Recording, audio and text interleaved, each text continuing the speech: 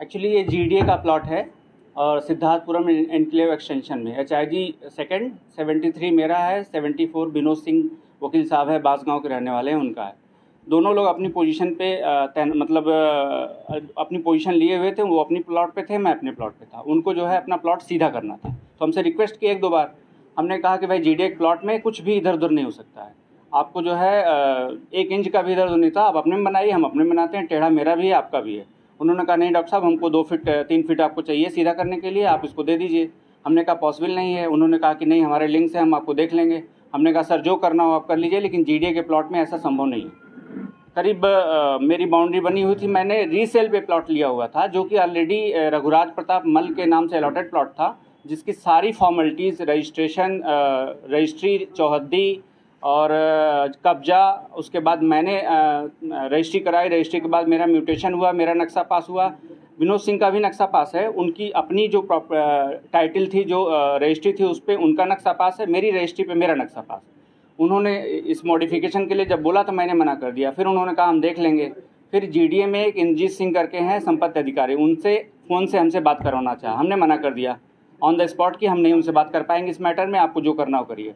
फिर करीब 1 साल बाद मेरे पास वीडियो मौजूद है कि जीडीए में विनोद सिंह ने एक इंद्रजीत सिंह के माध्यम से एक नया लीज प्लान तैयार किया, जो कि इम्पॉसिबल है 17 साल अलॉटमेंट के बाद, जो कि मेरा प्लॉट रीसेल पे लिया हुआ है। तो उस लीज प्लान के हिसाब से आके उन्होंने बुलडोज़र से मेरी बाउंड्री तोड़ी, उसका वीडियो मेरे पास मौजूद है। उसके बाद मेरी प्लॉट के अंदर करीब 1 मीटर घुस के नई बाउंड्री बनाने लगे। उसके बाद मैंने 112 वगैरह कॉल करके किसी तरह से रुकवाया, और उसके बाद भी ये लोग ना माने तो फिर मैं लोअर कोर्ट से फिर हाई कोर्ट में गया। हाई कोर्ट से मेरे को ऑर्डर मेरे फेवर में मिला। उसके बाद उनको रिस्ट्रेन किया गया इस काम के लिए। उसके बाद भी वो ज़बरदस्ती कई बार कोशिश करते रहे उसमें कंस्ट्रक्शन करने के लिए। जीडीए ने खुद एक लेटर पुलिस स्टेशन को दिया हुआ है, जिसकी कॉपी मेरे पास है।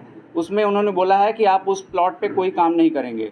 उसके 1 साल बाद नए वीसी साहब आते हैं, उसी के दबाव में मेरे से जो है हॉस्पिटल सील करने के लिए 2-3 बार नोटिस दिया। उसके बाद सीधे सीधे मुझे बुला के बोला कि इस पे साइन कर दो, नहीं तो तुम्हारा हॉस्पिटल सील कर देंगे। धमकी उन्होंने दिया कि FIR करवा के अरेस्ट करवा देंगे। उनको ये नहीं पता था कि ऑलरेडी पहले वाले वीसी साहब जो है FIR मेरे ऊपर करवा चुके हैं, जो कि टोटल फर्जी है। मेरे पास CCTV फुटेज है, मैं अभी प्ले कर देता हूँ आप लोग को, अपने लैपटॉप में आप लोग देख सकते हैं। कंप्लीट मैं उस दिन 3 ऑपरेशन किया था। 7:50 का उन्होंने इवेंट दिखाया हुआ वहाँ पे कि मैंने वहाँ पे फायरिंग करी है। हस्बैंड वाइफ हम दोनों डॉक्टर हैं, मैं MS हूँ, MD है वाइफ मेरी।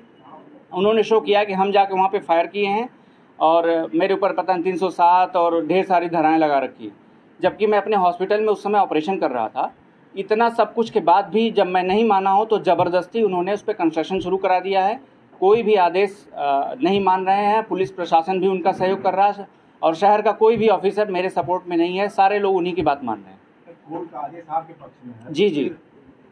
जिले का आलाफ्ता है डीएम, उससे आपकी बात नहीं? डीएम साहब से भी बात हुई है। अभी तक उसी ऑर्डर पे 1 साल तक उस पर स्टे था, और सेम ऑर्डर को बिना किसी रिटन ऑर्डर के वर्बल, मतलब मुंह से बस मुंह जबानी के यहाँ जाके तुम मनाओ, जो होगा देखा जाएगा, और वो अपना कंस्ट्रक्शन कर रहा है। उनके पास कोई भी जो है रिटन ऑर्डर नहीं है, लेकिन वो कंस्ट्रक्शन पूरा मेरे अंदर घुस के कर रहे हैं और कोई रोकने नहीं आया। जबकि मैं SSP साहब से भी मिल चुका हूँ, DM साहब से मिल चुका हूँ, थाने पे मिल चुका हूँ, सारे 112 पे कॉल कर चुका हूँ। वो लोग कह रहे हैं कि हम जब SSP साहब और DM साहब आपके नहीं सुन रहे हैं तो हम लोग क्या करें। मतलब कोर्ट के आदेश की अवहेलना हो? जी, कोर्ट के आदेश की अवहेलना हो रही है, और जो काम ये कर रहे हैं नया लीज प्लान बनाने का, वो असंभव है। 17 साल बाद जीडीए का उस ज़मीन पे कोई राइट होता ही नहीं है, जो फ्री होल्ड प्लाट है, जिसका ओनरशिप मेरे पास है, जो मैंने जीडीए से नहीं बल्कि रीसेल में लिया हुआ है।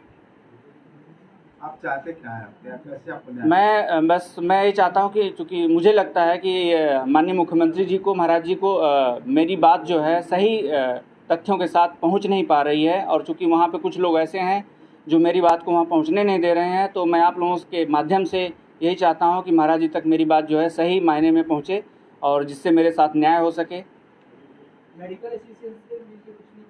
मेडिकल एसोसिएशन चूँकि हॉस्पिटल का इन्वॉल्वमेंट होता है, तो मेडिकल एसोसिएशन उस मैटर में मेरे साथ था जब मेरे हॉस्पिटल पे सील हुई थी, तो उसके बिहाफ पे मुझे जो है उससे राहत भी मिली थी। लेकिन चूँकि ये मेरा पर्सनल मैटर है, इसलिए मैंने मेडिकल एसोसिएशन को इसमें इन्वॉल्व करना उचित नहीं समझा।